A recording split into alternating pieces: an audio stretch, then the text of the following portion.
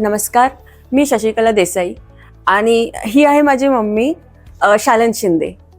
Last ऑगस्टमध्ये 30 ऑगस्टला तेरणामध्ये admit करावं लागलेलं. काही इमर्जन्सी होती. इथं पोचल्यावर कळलं की तिची ब्रेन सर्जरी करावी लागणार आहे.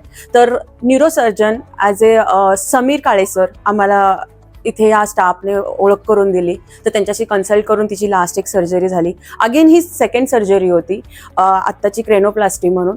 सो इथला स्टाफ मीन्स लास्ट सर्जरीच्या वेळेला पण जे इन्चार्ज आहेत किंवा इथल्या नर्स आहेत, इवन आत्ता एक नर्स आहेत ज्या प्रज्ञा म्हणून आहेत. लास्ट टाइम जेव्हा भेटलेल्या मला त्या स्वाती म्हणून होत्या.